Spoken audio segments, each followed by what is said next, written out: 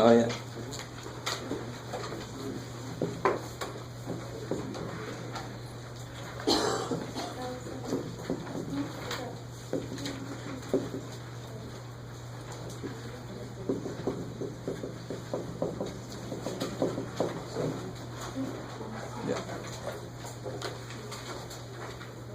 Oh, okay.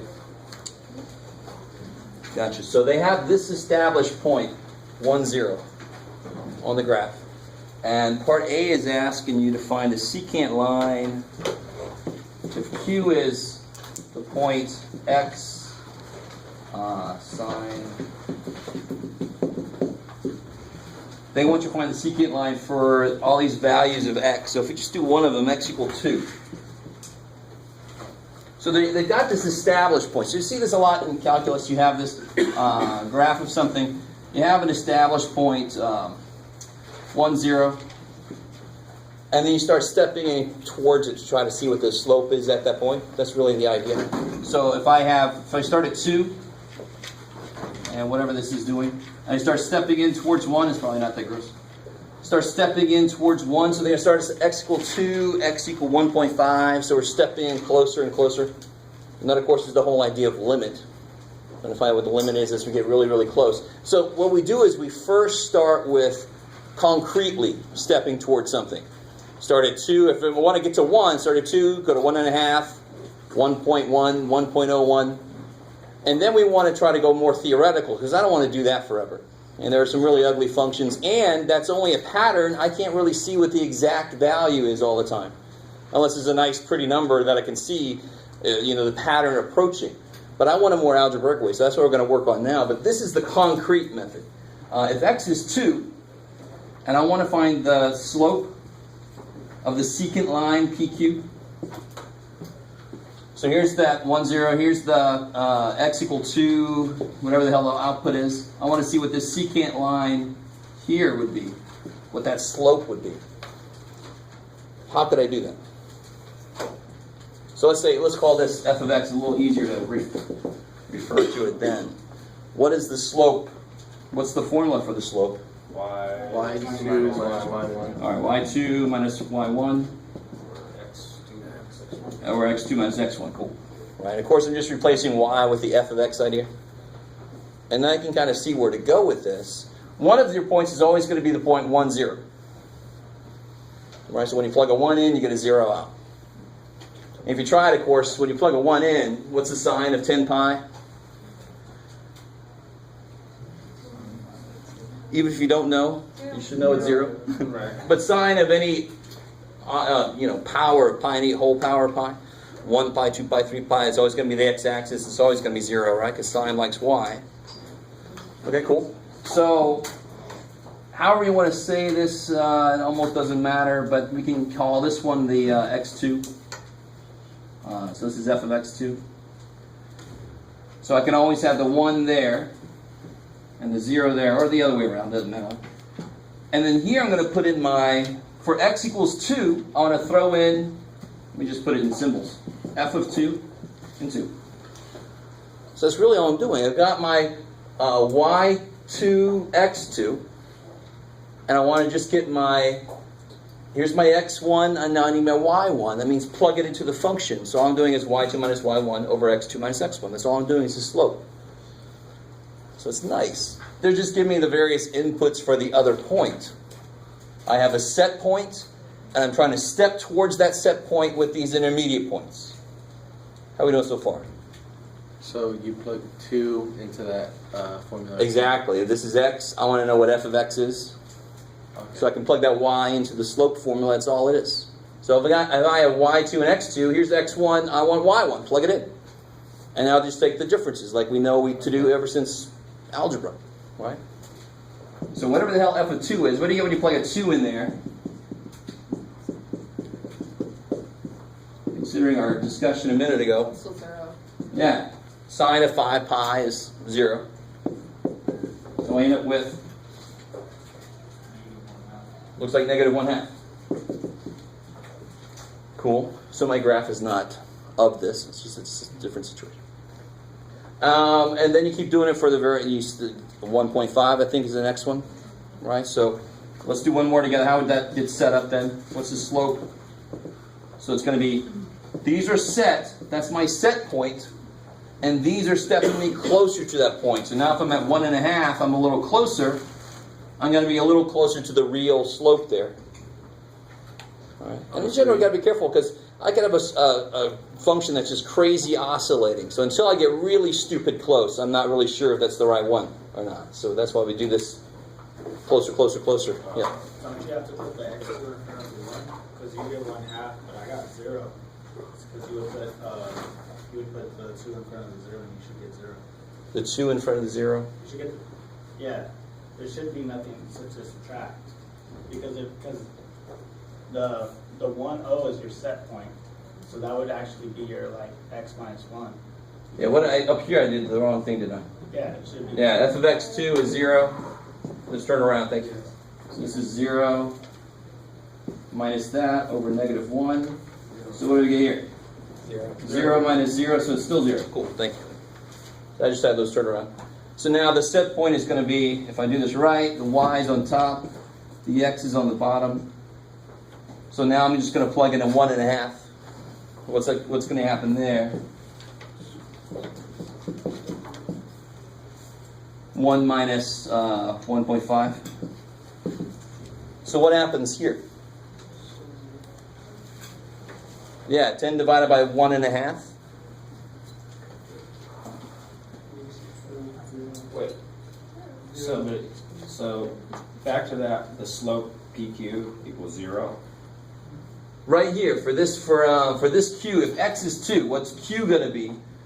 Q is actually going to be 2 comma this, which we figured out is 0, right? Okay. Is that cool? So if you want to, you could always write next to this, just put what the point actually is, and just build your slope that way. One point's always going to be 1, 0, and the other point you're stepping in closer and closer and closer. So now if I'm at 1.5, what do I get when I plug that into the function? You're like 8.663. Yeah, because what's 10 pi divided by 1.5 is 3/2, so you put the 2 up there. That's 20 pi over 3. Now we're getting more interesting. 0 minus sine of 20 pi over 3.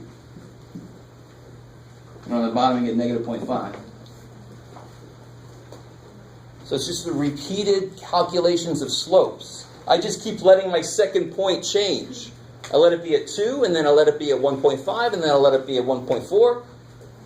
As I step closer to 1, to try to see what the slope is right at that point. So, where Q is, it's going to be 2, 0, correct? Because we found a... For when x is 2, Q is 2, 0.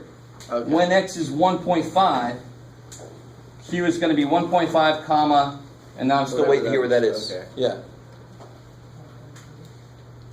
So what's sine of 20 pi over 3? And I already heard somebody tell me this decimal. But this is one where I'd like you guys to be able to do this by hand. Sine of 20 pi over 3, it should be related to what reference angle? Yeah, if I have 20 pi over 3. So we're going to be related to pi over 3. What quadrant am I going to end up in? It's close to 21 pi over 3, right? So I don't know how your pre-calc teachers taught you, your trig teachers. But I always think about it's close to 21 pi. It's 21 pi over 3 minus 1/3 of a pi. So where's 7 pi at? So this is 1, 3, 5, 7. And it's 1/3 pi before that. So it's here. Quadrant 2. Cool. So this is pi over 3 reference angle. What's sine there then going to be? Pi over 3 would be bigger, but oh. What's sine? Yeah, sine's going to be positive. I love it. Be a little more specific. What's sine of pi over 3?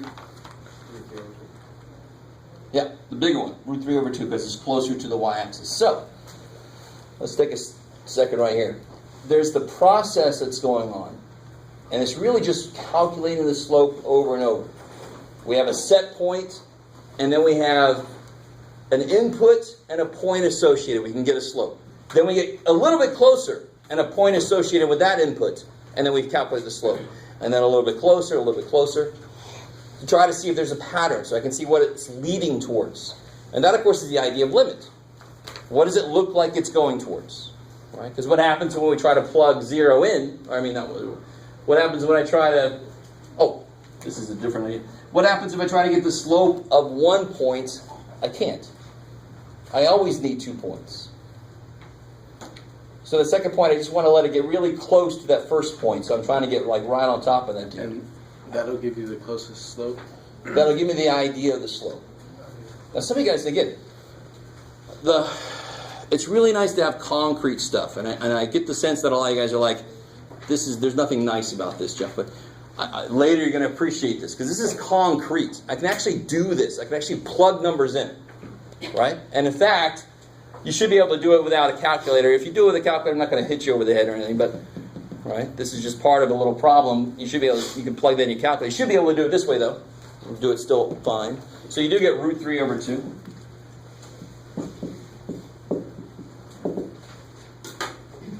And of course, what does that come out to be? Root 3. Cool. The over 2's cancel. Right. Keep going. Then you would let x equal to 1.4, I think is what's next. And you try to see if there's a pattern. Now notice the question here. Use a graph to explain why the slopes of the secant lines are not close to the slope of the tangent line. So you want to try to graph this thing to see what it looks like. And has anybody tried to graph that problem yet, number 9? What does it look like? Can you give me a quick... This is go insane, right? And what did I just say earlier? If I have a function that is just going insane, and I take a little, what I consider to be a little step on the x, it's going to completely change my slope, right? So this is just one problem with this approach to getting the slope at a point. This approach sucks on a lot of functions. That's why I don't want to do this forever. I want to get a more theoretical approach that doesn't depend on me picking the right steps and picking the right x's to plug in. Because I think 0.0001 and then 0.00001 is pretty damn good. But this function just is like, who cares? It's just going insane. And the closer I get to 0, the more insane it's going. So a concrete approach really won't work on this. Right? I just don't have that fine of a resolution on my ability to do this by hand.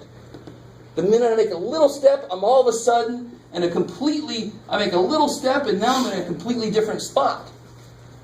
So it's not a nice slope where if I just approach it, everything's great. It's as I approach that point, I'm coming from all these different crazy places. When I make a little change in x, I'm just bouncing all over the damn place. I'm not approaching a nice slope. I don't see a good pattern. So I always like to take an analogy back to earlier math. And I think I've said this before, but when you first learn how to solve systems of equations, you learn the graphical method. Right? Remember a long time ago? So you graph one line, graph the other line, see where they meet. Very quickly you realize that method sucks. Because what if the answer is 2.81796, comma, square root of 7? I mean, you're not going to get that from a graph, are you? You can get approximations, right? This is even worse. Here I can't get an approximation out of this damn thing. But it's the same idea. When you learn how to solve equations, you start with the graphical method, and then you move to algebraic methods. And the algebraic methods won't let us down unless there's an inherent problem in the system. Right? This works really well when it's nice and smooth, but it goes to hell pretty quickly if it's bouncing up and down. That's one situation that will make this crazy. There are other situations that will make this crazy. So I want to move to a more theoretical approach. That's the whole thing about limits and bringing limits into this. Much more theoretical approach. Instead of plugging actual concrete numbers in, just think theoretically, what would that limit be? That'll take this whole thing out of it. I don't have to do this anymore, thank God. But if number 9 is the first point you had trouble with, that's why. It's not supposed to work. It's supposed to be an example of where this fails. So if you're failing, you're doing the problem pretty well. Right? Because you're supposed to. It's supposed to not work. That's where part B kind of tells you, why is this thing going to hell? So if you graph it, you see pretty quickly, oh my God, this is insane, just bouncing all up and down. Is that because of the 10 pi over x? Well, it's because of the 10, and it's because of the over x especially. I mean, as x gets pretty small, this inside is what's happening to it. It's getting... Yeah, and a little change in x is going to make a big change in the output. So it's again, you just have to graph this thing. So some of you guys have. As it gets closer to 0, it's just going crazy, right? And then as you go further out, it calms down. Because if you let x be 1, 2, 3, this is nice big steps. X equal to 0.1, 0.01. All of a sudden, it's changed by a factor of 100, by a factor of 10 for that example. I mean, then your steps are like really changing it a lot. Graph that thing if you haven't yet, and you'll see better what I mean by this. It just goes insane. If you were to finish out that bottom problem where you got the square root of 3, you'd have to plug that into y equals mx plus b, right? Already did. That's right. I mean, no, it's not asking you to get the line. It's actually just asking you. I'm just asking because you wrote 1.5 comma and then you have an opening like. Oh yeah, I'm sorry. So this should actually be the root 3 over 2. Right, that's that piece there. Oh, gotcha. So if I input 1.5 into the function, what value do I get coming out? Yeah. Root 3 over 2. So if you want to, you certainly can get this point first, and then it's just finding the slope between this point and the set point. So is that how you make sense about that? You have a set point, and then you have these points that you use to help you approximate the slope. If your function's insane, this whole process goes to hell. And you don't get a slope that's coming closer to it. Exactly, because you're just bouncing, you're continuously bouncing, and the funny thing is the closer you get to x equal to 0, the worse your bouncing gets. So your whole process of getting close to it actually makes the whole thing go to hell. It's kind of weird. Okay. So that one I expected questions on, because that's definitely strange. Did the other ones before that go okay? I mean, they operated the way they were supposed to, right? So it's really, I mean, I desperately wish you guys could understand. If I gave my students a problem to solve graphically, and they get this problem, that's awesome. And then I give them one where they cross, and here's 1, and here's 2, and here's 1, and here's 2, and they're like, what the hell is that? And I can be a real asshole and say, I want the exact answer. And sometimes I'll do that with them so that they understand the need for an algebraic way, right? Because I always get people that I like to graph. There's not a lot of them, there are a few. I like to graph. I can see the answer. Why do you need to do this substitution elimination crap? And I'm like, can you get the answer here? And don't tell me 1.5, 1.5. I want the exact answer, right? And then they start to kind of break down a little bit, if I'm lucky. All right, maybe. So this first section is very concrete. You actually get to plug numbers in. You should get from that a sense that we are very soon not going to be doing that. We're going to be going into the more theoretical realm of things, which actually, tell you honestly, is good. That's much more powerful, right? Substitution elimination, much more powerful than graphical method. Would you not agree? I mean, we don't do graphical method at all for the most part, unless we do it on this guy, because he can handle the freakiness here. He doesn't have a problem with that. Screw him. I want to be able to do stuff by hand. Okay, maybe. Any other questions from homework that I can expand on to no end? Can you do 2.2 number 12?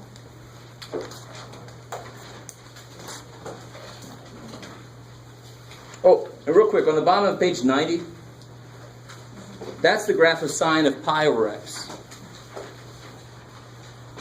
Just to give you an idea of what I'm trying to put up here, a few places on the board.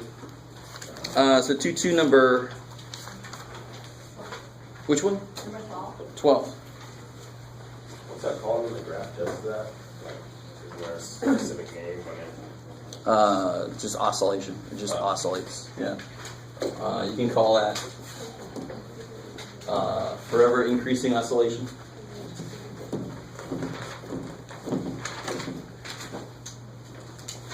Let me see. So number 12 says, sketch the graph of this and use it to determine the value, blah, blah, blah. Okay. So 12.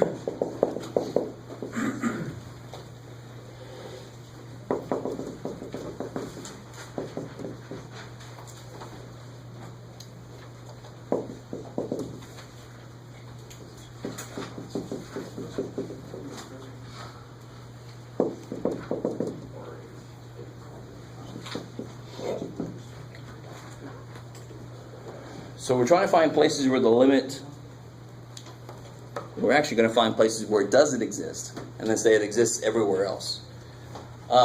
Because when I have a function like 1 plus sine x, so for any x less than 0, limit's going to exist everywhere along that. So the idea, does that make sense? If I have a graph that I can draw and I can connect it, I'm going past where it says, but the limit's going to exist everywhere there. Is that cool?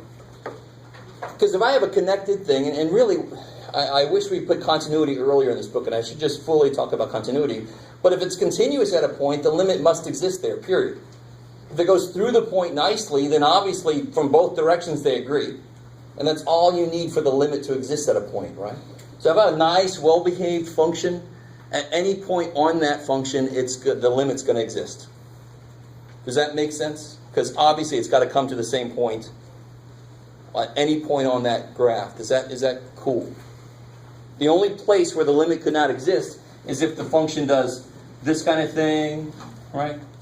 And it goes. Is that cool? Semi-cool? Okay. All right. So where are the only places where this could have a problem? Yeah, so this could have possible problem points.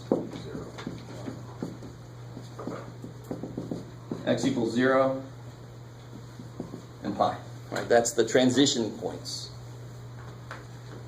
How we doing? So if I just said the function cosine x, where does the limit exist?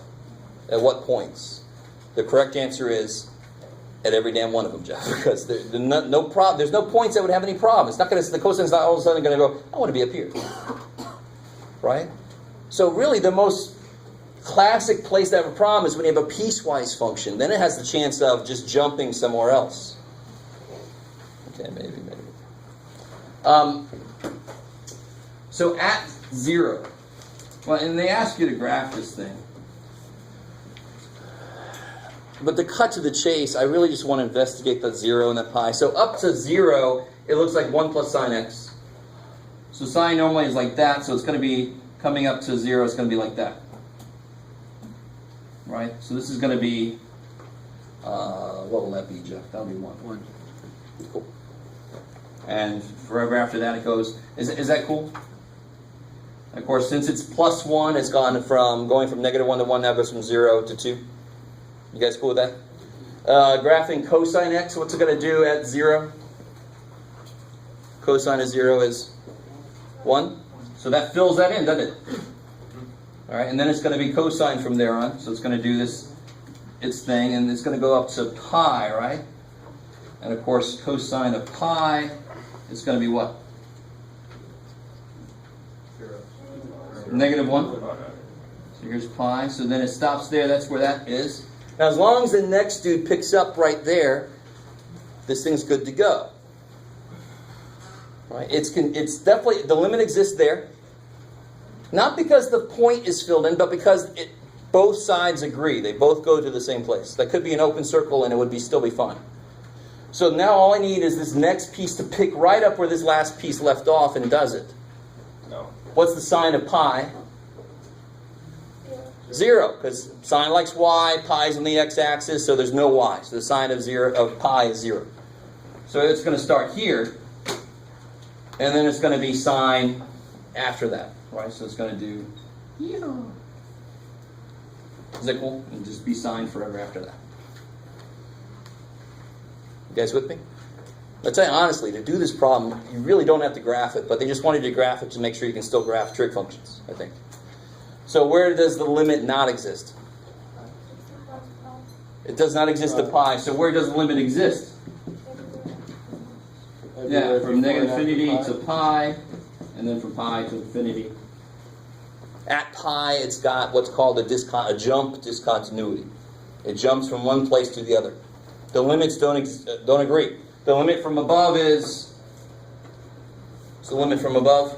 0. 0. Going to a 0 value. Limit from below?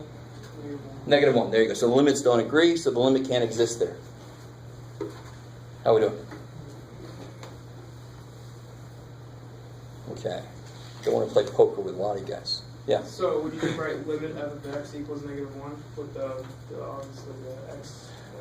If you wanted to write really what's going on here, Yeah. you'd say the limit as x goes to pi from below It's -1. is -1. The limit as x goes to pi from above is 0. Therefore, the limit does not exist at pi. Now, the way they ask this is kind of weird. They say, where does the limit exist? That's kind of backwards. So I just found out where it doesn't exist and said it's okay everywhere else. Right? Nothing wrong with doing that.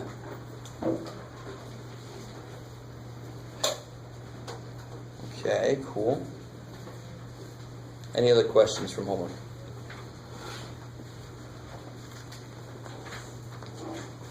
Okay. Last time we pretty much made it through 2.2.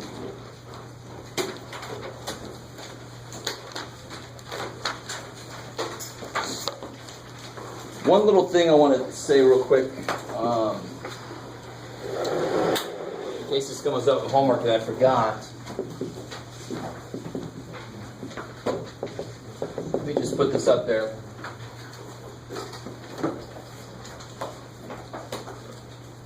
So think about that for a second.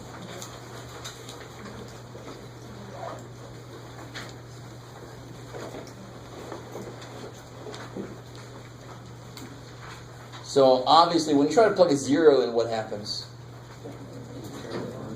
I love it. You get, it's not even undefined, it's actually worse. You get 0 over 0, which is called indeterminate. It's like undefined, the next level of undefined. It's like, oh shit. And there's one way they do it here in this section right now is just to graph it to kind of see what's going on. So if you actually graph sine x over x, you can kind of see they got a piece of it. You can see it's approaching 1. And there's one key thing. If you guys are going to go into physics at all, this is huge. Well, let me say this. Sine x is approximately something for very small values of x. So when x is really, really small, in fact, do this for me. Make sure that you're in radians. If you have your calculators, I have some up here if you want to borrow some. We're going to do a little bit with it later. And do sine, make sure you're in your radians. Get out of there. All right. All right. Do sine of 0.1. What do you get? 0.0998, blah, blah, blah. Now do sine of 0.01.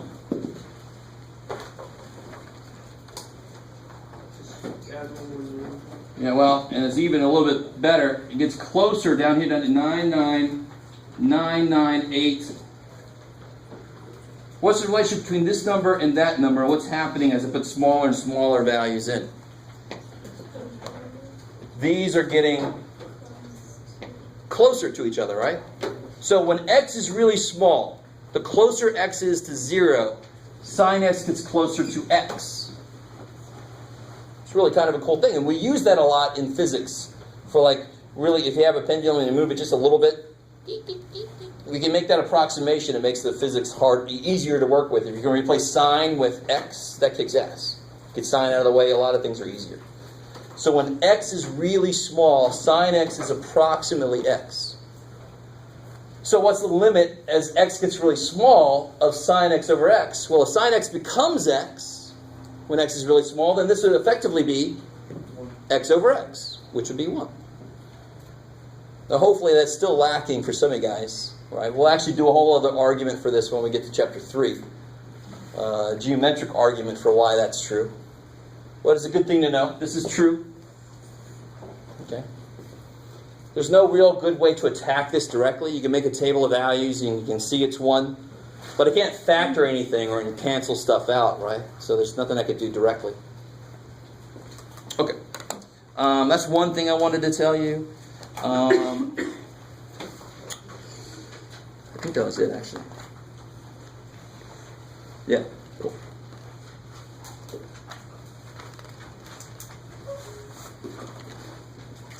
Okay. So what I want to do today, I want to get through the end of 2.4. See if that happens. And I want to look at section 2.3 and then let you guys do a few problems out of the book. Look at 2.4. Hopefully get all the way through that. And just to warn you guys, if you've heard anything about calculus coming in, has anybody ever heard of something called the epsilon delta proofs? Anybody ever heard any of that? Epsilon delta? That's normally like the thing people warn you about when you come to calculus. So I'm going to try to make section 2.4 as painless as I can. But it's really one of your first examples of a true proof that you have to do yourself over and over and over. So I didn't assign a ton of problems out of that section, so don't go crazy. Some of my colleagues skipped that section, so if you want to, you can drop me and find them. Right? But that's just crap. Because later, if you go any further in calculus, they're going to be building on this, and if you've never done it, you're screwed. So I really don't want to screw you guys over. But right now we're in 2.3, which is a little bit easier. And I want to go through this. 2.3 is definitely easier if you do it before 2.4, because there's no proofs to these things yet. But let's see if they make sense. If I have f and g, and the limit of each exists, the limit of f and g, they both exist,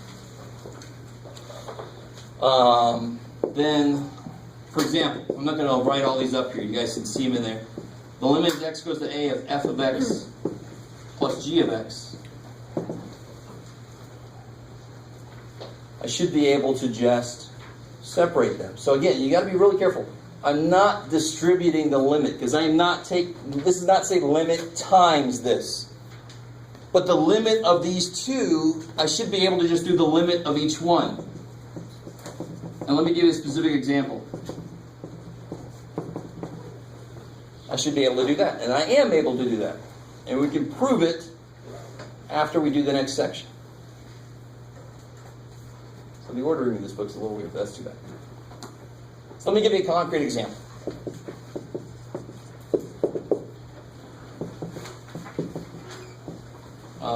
Concrete example, Jeff.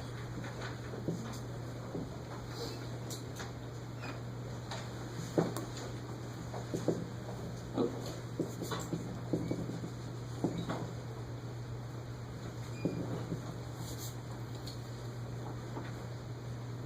Well, that's a little bit different, but I like this example because you can do it two different ways. So let me just do it and say I'm just going to look at it as here's f of x and here's g of x. And we're going to try to apply this directly. And then hopefully somebody's got a suggestion. Well, the first step here is going to tell us what's the other way to try to do this. What can I do with this considering what this limit is set up to be? What am I allowed to do with this?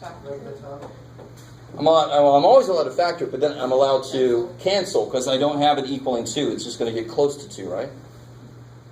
So I can just go ahead and cancel this common factor. So I get limit as x goes to 2 of bam. So then what's the limit here as x goes to 2? 4. And the limit as x goes to 2 of 3x? 6. So that should be 10. That's nothing amazing, right? It's almost too simple. It's nothing that I have to get too deep into, but I actually have to explain why you should be almost amazed that the limit idea works like this. We do have to prove that this is true. I can't make the assumption that this is true.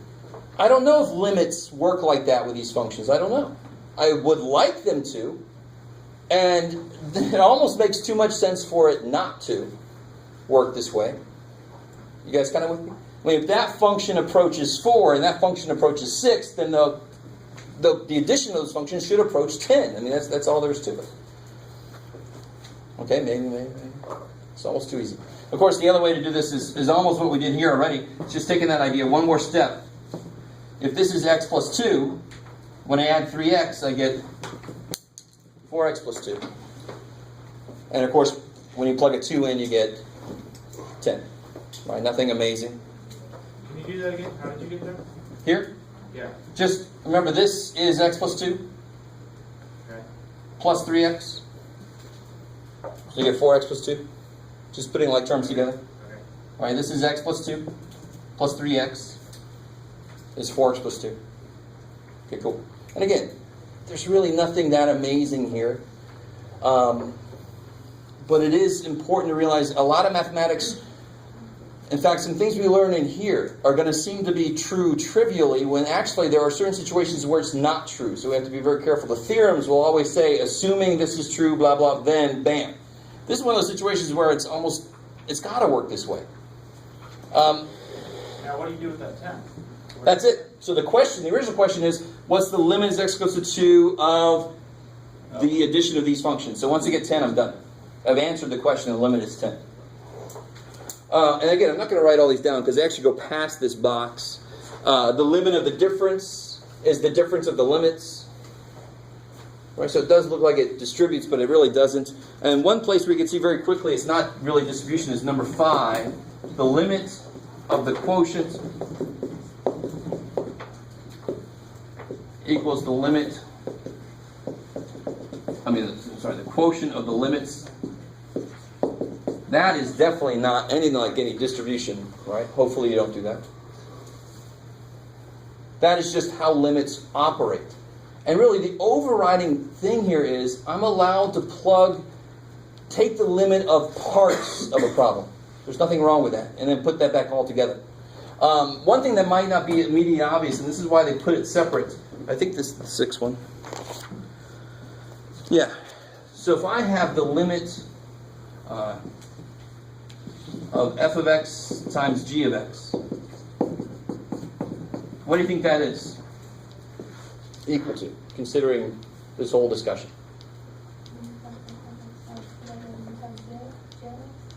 Do it again. Get the limit of f times the limit of g, which again, that ain't no distribution I know of. So it's not distribution, it's just the rules of how limits work. Right? So the limit of the product, well, I should be able to find the limit of each individual one and multiply them together. If this function's going to 2 and this function's going to negative 3, then the product should be going to negative 6. That's really all that says. Cool. So if I do, what would I do then? The real number 6 then is, what do I do if I have this?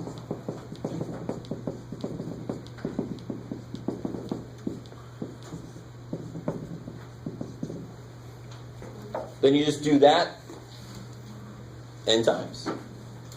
So then what actually ends up happening? You get the limit of f of x times the limit of f of x times the limit of f of x, which becomes, how many limit of f of x do I have? And they're all multiplying, right? N of them. So I have the limit, get out of there, f of x to the nth power, right? So this was the limit, x goes, I keep forgetting my x goes to a. So look what I did. I just put that limit inside the power, right? So here's a concrete example. And concrete examples are almost always going to be, let me see if I can make it a little bit better. Concrete examples are almost always too easy unless I do it a specific way.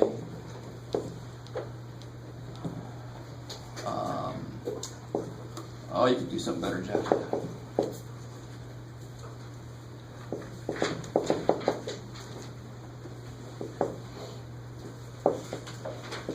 That'll work.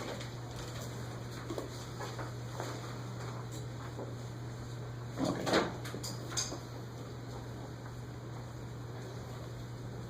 So if limits make any sense at all to you, then it's almost too obvious that this should work this way. I should be able to just plug a 3. Now, of course, if I try to plug a 3 in, what's going to happen? I'm going to get 0 over 0, which is indeterminate. But I really want you to think about that for a second. If I get 0 over 0, most of the time that almost should mean that the same problem the bottom has, the top has that problem also. They have the same problem. They should be able to cancel out. Not every one that we've seen is going to be that simple, but the first thing you try is factor. The next thing you try may be conjugate, if they have some radicals in there, right? Multiply top and bottom by conjugate, so forth. You got all these specific things to try with limits. This one I'm going to try to factor. What do I get inside? I'm going to do the top, because if anybody doesn't know that, I'm just not want to know about it right now. What's the bottom? Yeah, 6 and 3, both negative. And of course, what can you do? Cancel those out. Now, technically, order operations here says you have to cube first before you do this. But all this rule is saying is I should be able to do that limit first and then cube. That's all that rule is saying. So plug a 3 in, what do you get? The 6 over negative 2, I get negative 2 cubed, negative 8. Cool. All right, so these limit rules are nothing scary. They're almost too obvious, which in itself sometimes is scary. Well, that makes total sense. Oh shit, what does that mean? And then it's hard to convince you that you actually have to be careful. You actually have to prove that this stuff works. You can't just start doing it. But it's funny that they said, just start doing it. We'll prove it in the next section. Okay. Anything else interesting here? There's like 11 total rules that they have listed. But they're pretty straightforward. There's nothing crazy about them. So where things get more interesting, let me write this up here. I think I wrote this up here last time.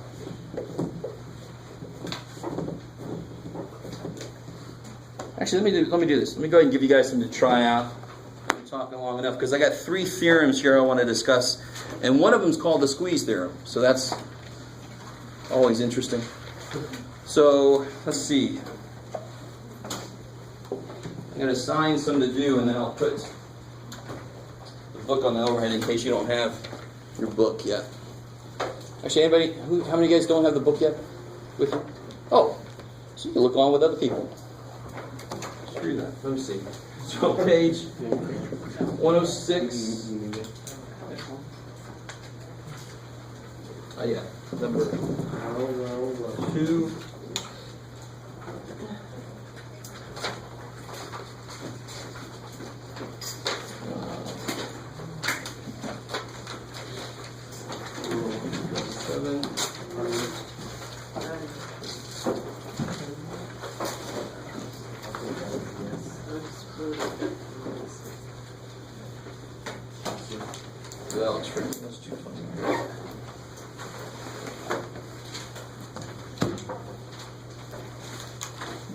I'll write them up here.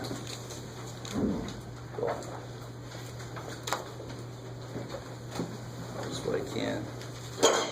2 we'll do later. This graph associated there.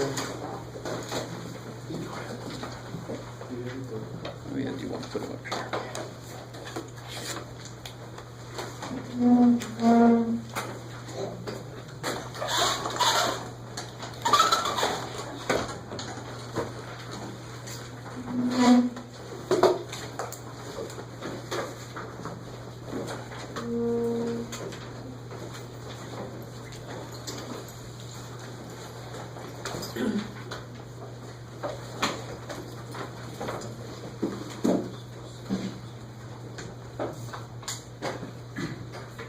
On the homework timeline, what does E3 own? Look at the top. Gotcha.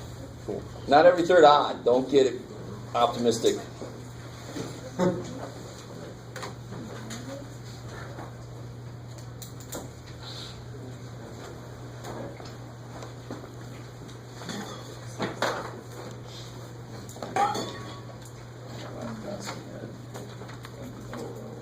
Oh yeah.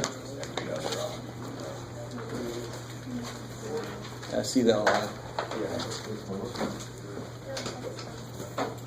Come on. Oh, there you are.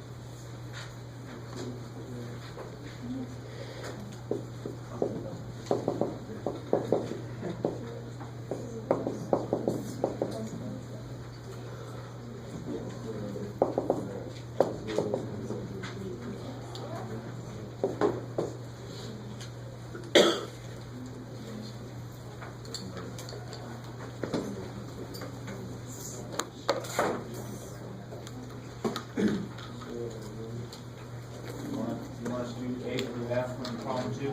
Oh yeah.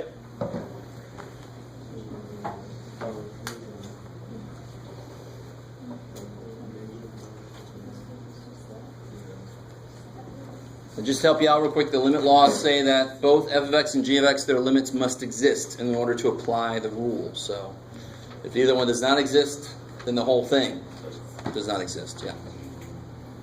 It's only as strong as his weakest link.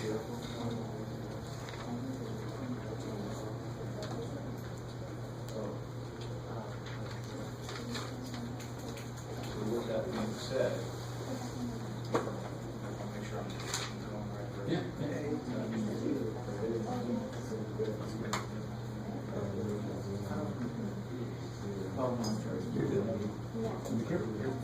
The value of that what's the limit? The limit from below and the limit from above are 3. And it is. So that would be continuity. That adds the extra thing against that is actually equal to that. So limits don't care. They didn't ever get there.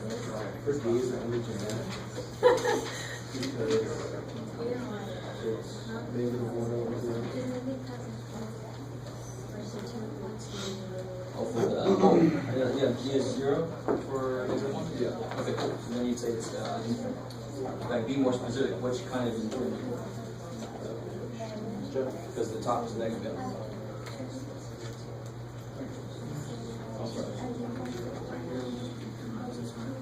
Yeah, the second part. G of 1. Good.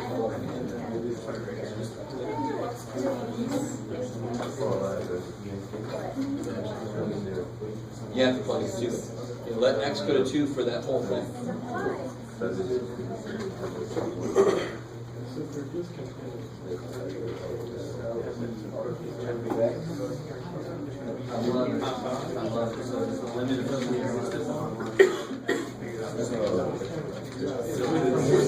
The limits have to agree. So that would be one that you just say doesn't matter.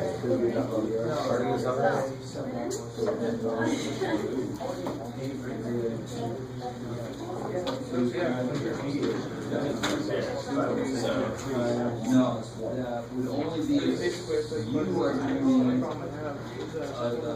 even root. Even if it was a prime, it would be identified as object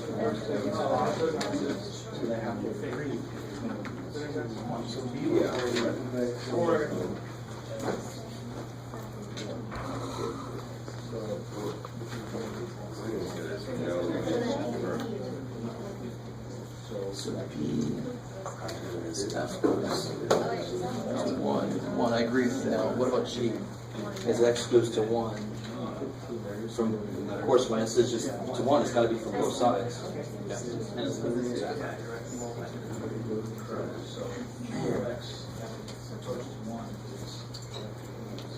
And real quick, this might answer a few questions. Notice how none of these say from below or above. Yeah. And for a limit to exist, the limit from below and above Have to be the same. Have to agree. Have to be the same. Cool. That should help with some of these not existing.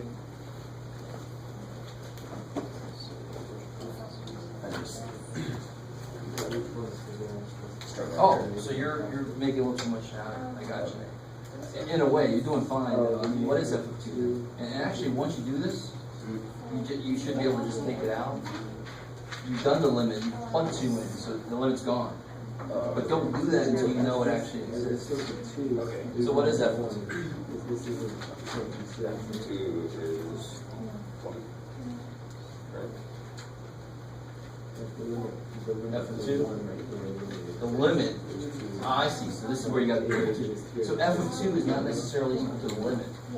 What's it look like from a below and above? What's it look like it's going towards? 2. So the limit of f of x as x goes to 2 is 2. The value can be whatever the hell it wants to be. The limit should say what's it look like it's going to.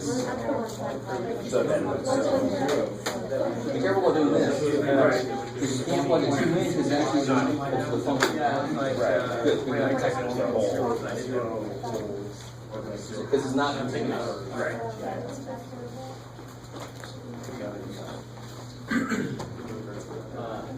I have a question on this. I got the Oh yeah. Does it have the same? No, I just have the question. That sucks like crazy. Yeah. It says you need to. Did it not come there?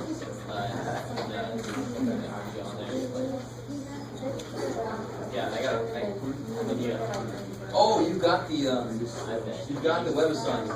Yeah. And then you got the course. You need the course code. Yeah. And I sent that out in an early email, but I can. so Yeah. Well, yeah. for like Go look it up. Okay. Thank you. the limit of x, the limit of f of x is x equals 2 is 2. But the overall a does not exist because of the number. It's because it's not continuous. In this graph. Okay. Right?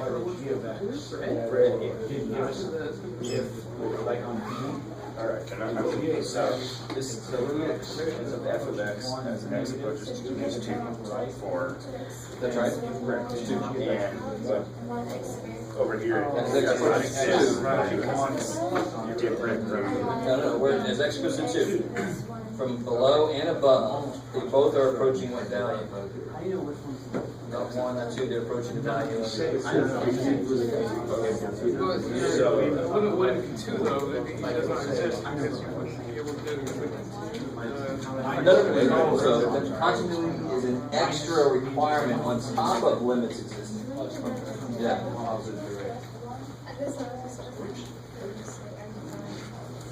So if it said 1 plus, you would be coming from a high number of values. okay now but Good. Yeah. does not exist, right? And be more specific. Is it positive infinity or negative infinity? Now, So it does not exist. The limit does not exist. But you can be a little more precise with how it doesn't exist. Does it go to positive infinity or does it go to negative infinity? that's what it is. It just goes to infinity. Which one is that? This one?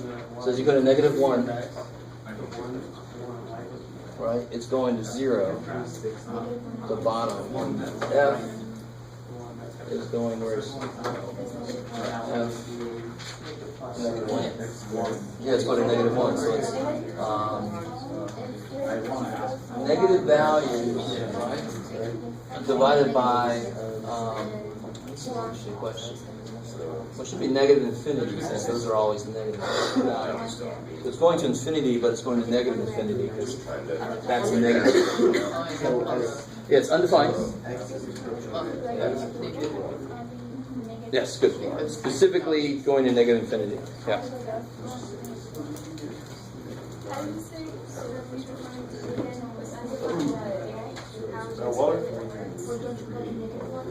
Yeah, and to tell you honestly, now that I'm thinking about it, we'll talk about D. Because it depends on which way you're approaching for G. And it's getting a little more technical than I want to get right now. Because we're having trouble at a different level than that. But as you approach it from one way or the other way, they're always negative or they're always positive values, right? So as you approach it from below, this whole thing is going to positive infinity because f's negative. As you come from above, this whole thing is approaching negative infinity. So actually this limit, there's no infinity. It just doesn't exist. They don't even agree on which infinity they go to. Don't worry. Okay. Cool.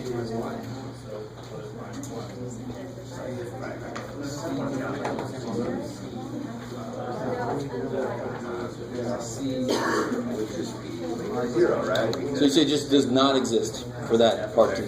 They don't even agree on which infinity they go to. You don't have to do the next part. That's why you're not, that's why it's gonna be all night. Yeah. Because I was like looking at it, and I was like, yeah, it doesn't matter. It's 0.1.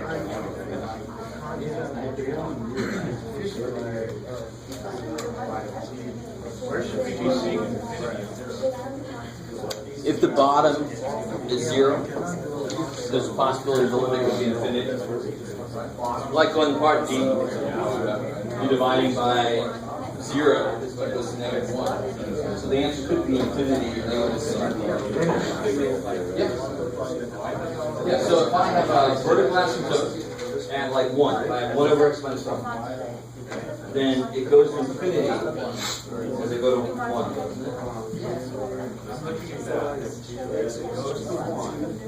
No, I'm talking about part D specifically. Part D has the ratio. So the bottom function could be 0. And in fact, as x goes to negative 1, doesn't g go to 0? Good. So then you have division by 0. So I have negative 1 over 0.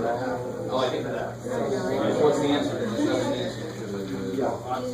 That's where I get into it. You can't divide by 0. So it's either, so it's going to be infinity positive, or negative infinity, or just straight up does not exist. So if the limit is some kind of infinity, that means it does not exist, but it cannot exist in the positive infinity direction, or the negative infinity. But if it goes both ways, depending which side you look at, that would just be does not exist. The infinities don't even So I know that. So when we do does not exist, do you want to annotate? If you can, yeah. So what's it telling us that they can do? I'm following you, but I'm not following you. It's just tell me what the limit is. If it doesn't exist, it's not even zero. So here, all you really have to say is 0 there. So this does not exist. If you want to count it, that's all you really want to say. That infinity seems like it's going to be important later. I know. But I'll talk about it in a minute. Yeah. So part A, what's the limit of f as x approaches 2? No. That's what f of 2 is. What's the limit as x goes to 2? 2. So you get 2 plus, now what's g doing as x goes to 2? When x goes to 2. Here's 2. So as x goes to 2 below, what's the function doing? As x goes to 2 above, what's the function doing? Well, both ways you look, it's approaching what? 0. You just get 2 plus 0, which is 2. So the answer to part A should be 2.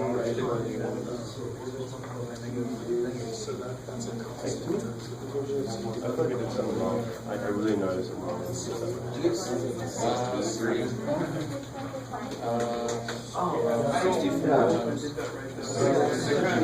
is 8 squares, this is 6 8 squares, this is 2 8 squares, this is 128 minus 2. Well, this is negative. Oh yeah, so 120 plus 2. Looks good. I know. Oh, because I did it fast, so I was second guessing something.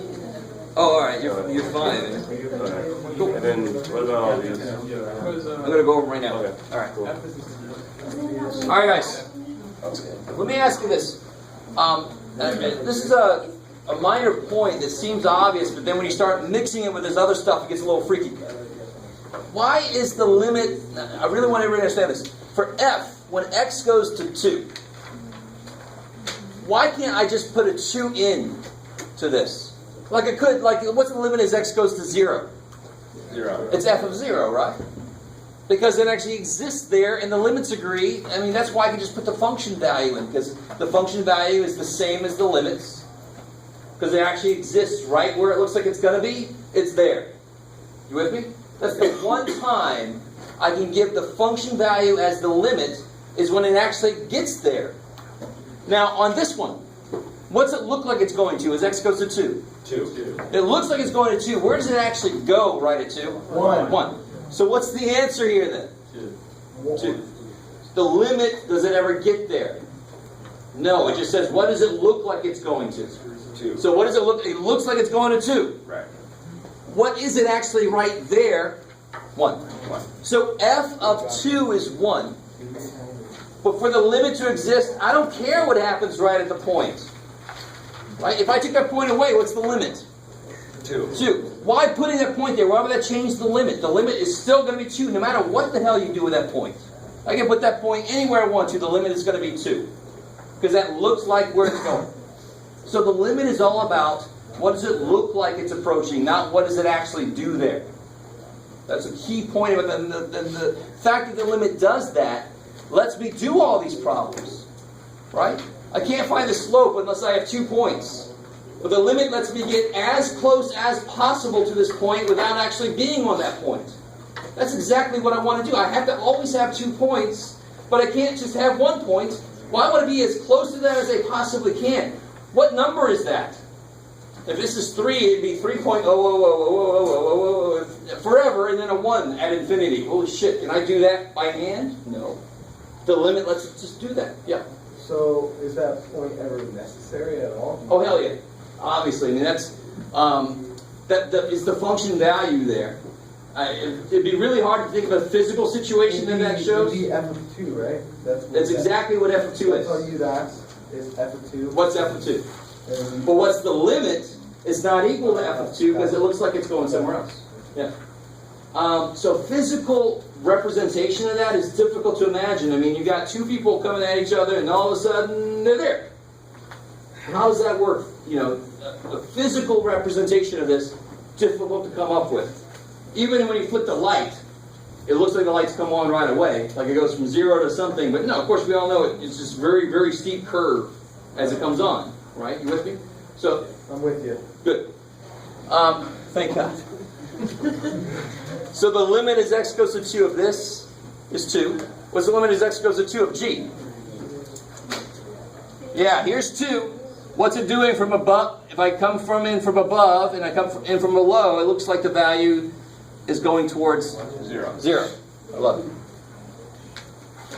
Which happens to be what g of 2 is. But the limits don't give a shit. Right? They're like, I don't care what happens there. All I care about is what's it look like it's happening.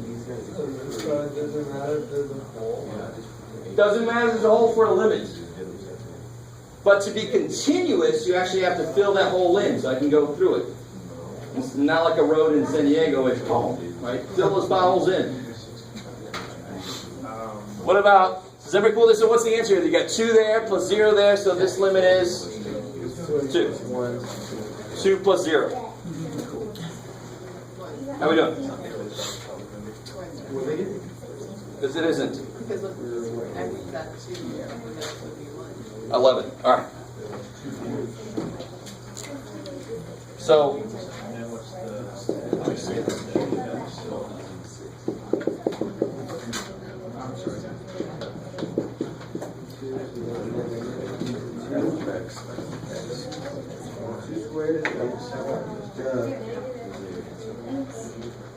all right. So again, if that point wasn't there, the limit would definitely be 2. Right? That's what it looks like it's going towards. So putting that point there does not change anything. Because the limits have no knowledge of what's going on right at that point. All they know, all they're able to use is the roads that are going towards it. They're not able to actually get there. Hopeful. It's really freaky, I know. It's only if it actually goes through the point that I can just say it's f of 2. And that when it actually gets there, I can say the function is the same as the limits, because it actually gets there. This doesn't actually get there. So I can't just plug a 2 in. Because they're not the same. The limit doesn't match up with the function value. The function value is somewhere else than it looked like it was supposed to be. Okay. Yes, sir. Yeah, but what if it's going from like the bottom? So if it's coming from the bottom, it's going towards 2. As it's coming from the top, it's going towards 2. Right? Both sides are going towards the value of 2. Did you guys see that? As they come from below, as they come from above, they both look like they're going towards the output of 2. Cool. Okay, maybe. What about part B? What's the, as x goes to 1 for f of x, what's the output? And why am I allowed to use the output? Because it actually gets there. Guys, right in the middle there. So as x goes to 1, from above and below, it looks like it's going towards 1. It actually gets to 1, but the limit doesn't care. The limit just says it looks like it's going to 1. So that's 1. What about g? What's the limit as x goes to 1 of g? Yeah, I want to hear that. It doesn't exist. Right? Why not? From below, it looks like it's going towards 2. From above, it looks like it's going towards 1. They don't agree. So what's the limit as x goes to 1? Does not exist. They don't agree. The limit does not exist there. What would you say it was? Which one do you believe? Or do you just cut them in half and say it's in the middle? No, they don't agree. It doesn't exist there. Cool. So does the whole thing not exist? Exactly. I love it. So it's sort of like if I had 4 plus 5 over 0. That's undefined, right? You wouldn't say, well, the poor 4, what? No, it's too bad. He's been lumped together with 5 over 0, so you can't. So this is the same thing. He's good, he's bad, the whole thing doesn't exist. That sucks for the good guy. Exactly. They get over it. Part C is a product, so what's f of 0? What's the limit as x goes to 0 for f? 0. And again, it's continuous through there, so I can just say it's f of 0. It actually gets there. So the limit looks like it'd be 0. And g, it almost doesn't matter, it just exists. That's all that matters, because now the product would be 0. Is that cool? As long as g exists, this answer is 0. The only way to make it not 0 is if g didn't exist. If that limit didn't exist, then the whole thing just goes to hell. It does not exist. But since this guy is 0, I don't care what the hell that number is. The answer is 0. How are we doing so far? Good? Okay. So you guys are not meeting my eyes. We're good. All right, good. All right. All right. Part D is where we get some trouble. And this is where I made it a little too easy as I was thinking about this because I didn't want to get too deep. This does get a little bit deep than I wanted to. The main deal is what's up with f at -1? Is he cool at -1? Yeah, as x goes to -1, f goes to -1. Is that cool? That's alright. That's all right. The weirdness is on the bottom. What's the limit as for g as you let x go to -1? 0. So officially, this limit Does not exist. That's not what I want to hear. Something divided by 0 in general is, you call it undefined, but for the limits perspective, it does not exist. Now, I was trying to tell a few of you guys you should be more specific, and that's before I really looked at it. If you come from below, what's the values of g? They're always negative. If you come from above, what's the values of g? Positive. So it's going to two different types of infinity based on which side you come from.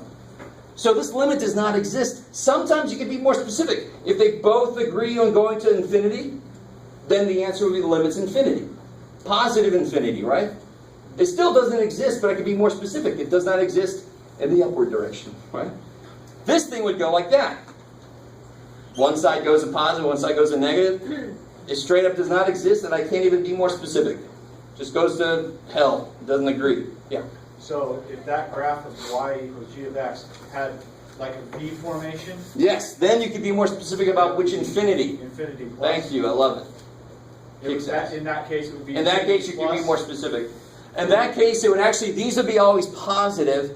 F is negative, therefore it would go to negative infinity. Because the value of F is negative. Oh.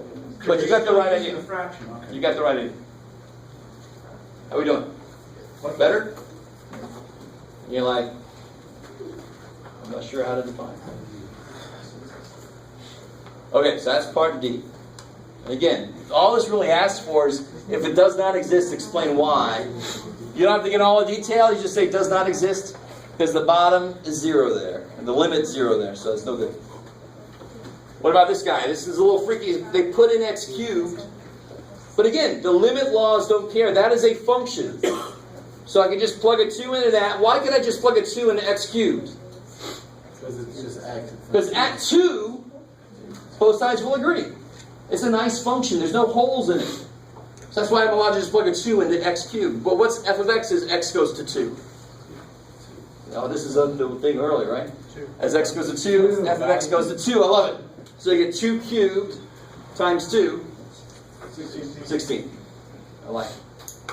So the only time you're allowed to plug a number in directly is if there's no hole there, if it actually goes to where it looks like it's supposed to go from both directions. Right? If it actually gets there, that's when you're allowed to just plug it in to the function. Yeah. Wait, but that just confused me because doesn't it not get there on f of x? I love it. So I didn't plug a 2 in. If I did, what's f of 2? 1. 1. And that's not what we used here, is it? What's the limit of as x goes to 2 of f of x? 2. So see, why can't I just plug a 2 in? That would give me the wrong answer, wouldn't it? Because it doesn't go where it looks like it's going. So I can't just use the function value there. All right, hopeful. All right, you can get lost in these details. Okay. The last one. Here's a radical. You just bring the limit in. Limit is x goes to 1 of 3. Well, it's 3. Right? It's not affected by x. And what's f do as x goes to 1? 1. What? That's the wrong one. Oh, I'm sorry. Yes. To the left, to the left. Yeah. Oh, that's so nice. So as x goes to 1, f of x goes to 1. I like it. So then you get square root of 3 plus 1. 2. 2. Square root of 4, 2. I like it. All right. How we doing? If they would have put a g there, what would the answer have been? Does not exist. That's what they should have put there. But yeah, it doesn't exist because the g doesn't exist. The limit doesn't exist at 1. Cool. But if they specified what side it was coming from. Then it would be fine. Right. So a lot of the problems, g's problems would be taken care of if you specified which direction you're coming from. But when the limit doesn't specify, it's got to agree from both sides. Cool. And if it's a 1 plus, that means it's coming from the positive side of the x's. And if it's 1 minus, it means it's coming from the negative side of the I love it. Sweet. Cool. And one little issue, I don't know if this is, I see a few people having this trouble. If they say going towards 1 from above, people sometimes they don't know where to stop. But as x goes to 1, what's the function output's doing? They're going Up. to 1, right? As x goes to 1 from below, what's the function output's doing? Going to 2. I love it. Right? So that's how you look at it. You follow the outputs. As the x goes towards whatever it is, you follow the outputs to see what the answer is. I see a few people not sure where to look. And this is kind of new. You're not sure where the hell to look, but that's all you got to do. Follow the x and then just follow the outputs along to see where they're headed. Okay. Cool. All right. So I'm thinking some of you guys might not have gotten past this one here yet. So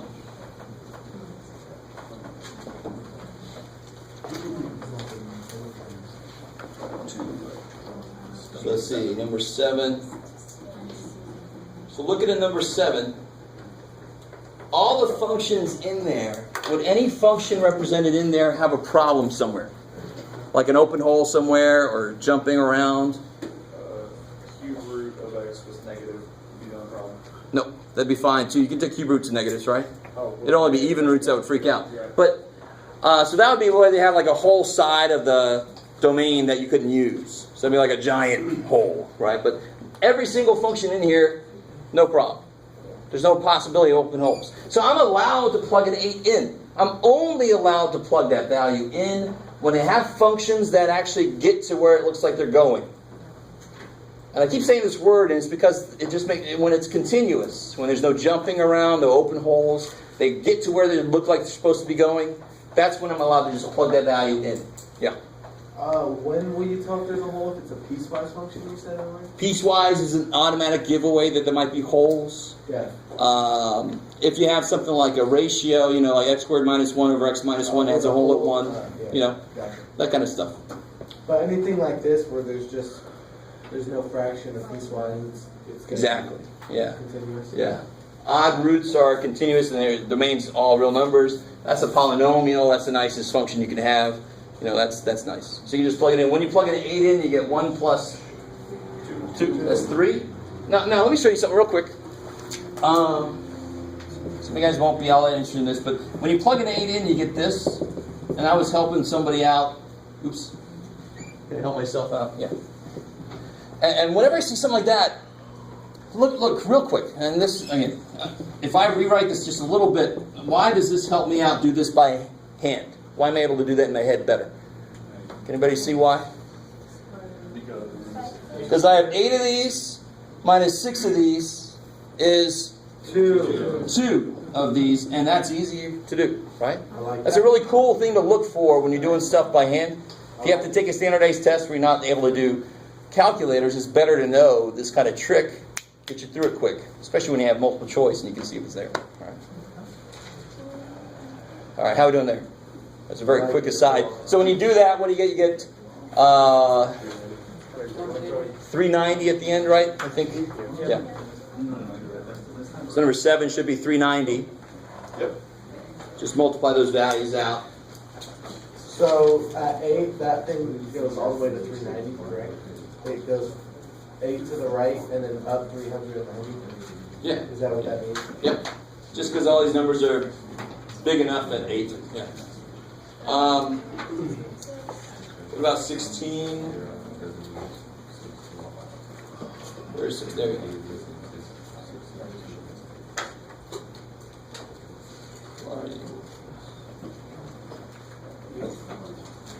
16, what kind of problem is that?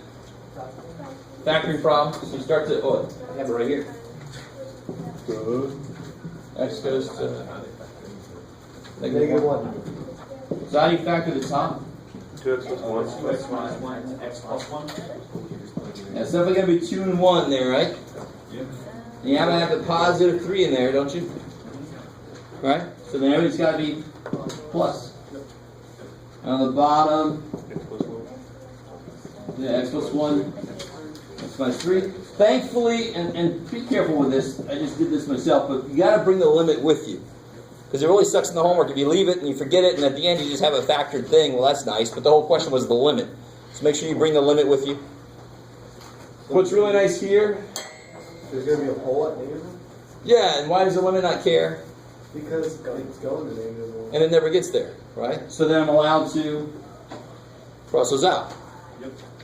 And then, so when I plug a negative 1 in, -1. yeah, I get Negative negative 1 over... 1/4. Yeah, so it's positive 1/4, yeah. How we doing? So again, I love this idea of there's a problem here, so I just kill the problem. Right? If only you could do that in more areas of life. But Yep. if that was going to like 0, or if the limit was going to 0, then you'd have to... Well, the limit's going to 0, it's awesome. I just plug a 0 in. Because then there'd be no problem at 0. When would it be a problem? Because there's a whole lot... What's the 2 numbers that would give me a problem? Limit as x goes to negative 1, and the limit as x goes to 3. And if it was limit as x goes to 3, this is actually an easy problem. Nothing cancels.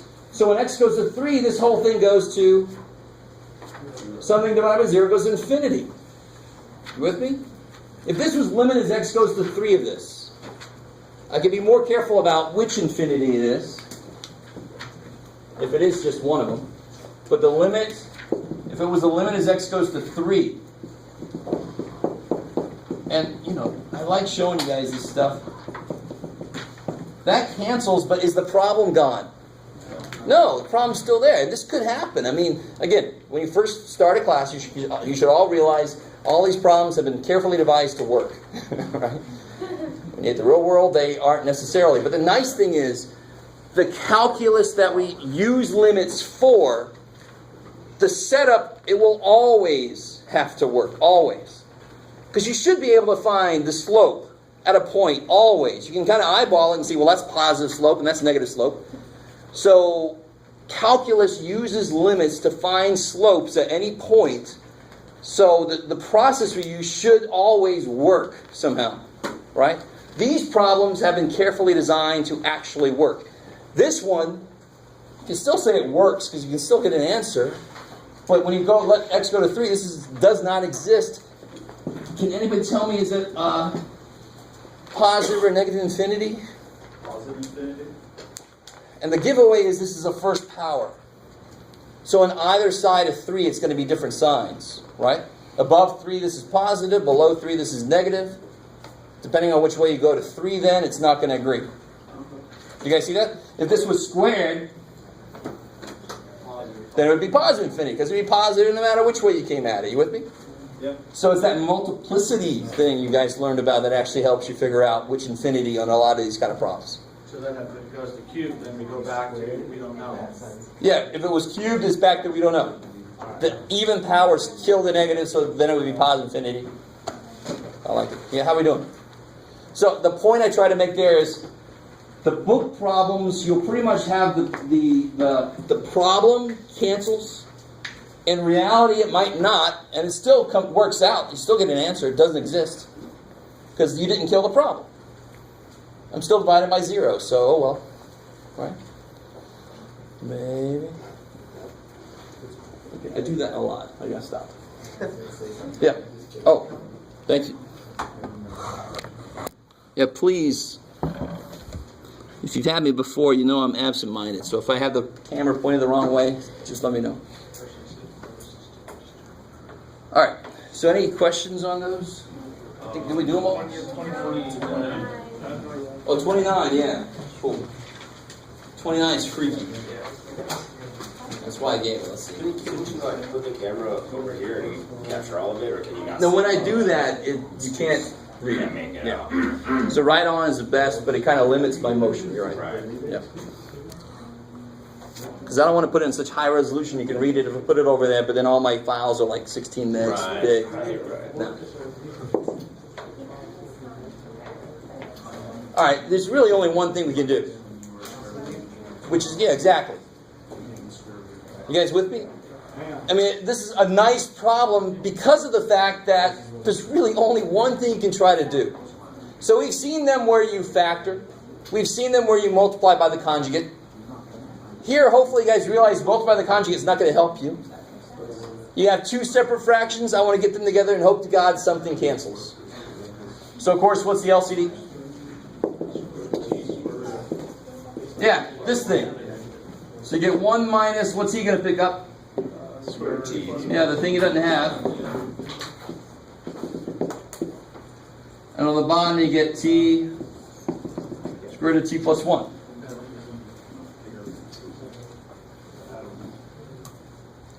Alright, so where do you go from there? Did that help out at all? When you plug a 0 in, you still get... You get 0 over 0, don't you? Now you can do the conjugate. Now I can try the conjugate maybe. Right? Now I've got it together in one big fraction. I can try to do the conjugate. And do you see how you have a 1 and a minus 1 in a way, and you have a t down here, and the t would be left at those, so it kind of looks like it will cancel, kill the t. The t is my problem. I want to kill the problem, right? This dude's fine. It's this guy that's a problem.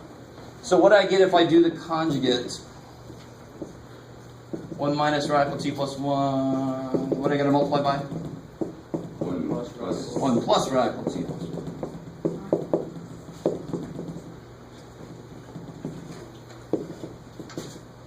And to tell you honestly, you leave the bottom pretty much alone. Just write all this crap out. What really hinges on, and this is the reason, the t is the problem. Everybody else is cool. So don't try to multiply that crap out. You're just going to make it look worse than it has to. I want that t to die, and the only way that t is going to die is at the top ends up having a t in it that I can kill, right? So sure enough, what do you get? 1 minus t plus 1 like that. And the mistake people make is they forget it's got to be minus this whole thing, of course, right? So 1 minus 1 is 0. So you end up with... All right, let me stop here for a second.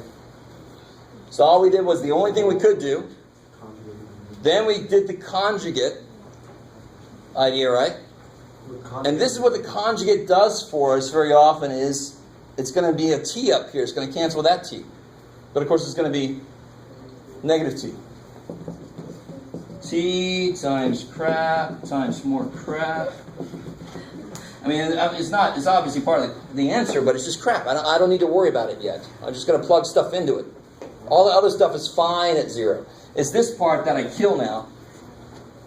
Now I'm allowed to plug a 0 in. I've gotten rid of the hole. The hole's gone. So now I'm allowed to plug a 0 in. So what do I get when I plug a 0 in?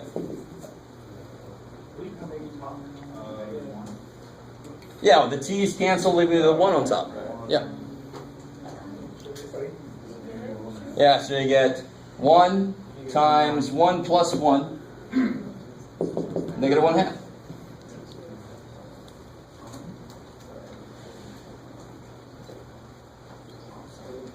Totally awesome.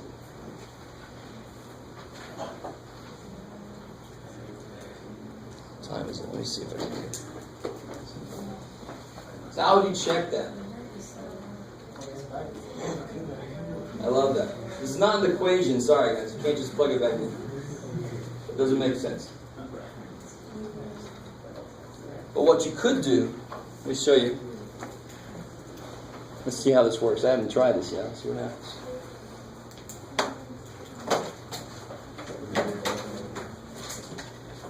Okay.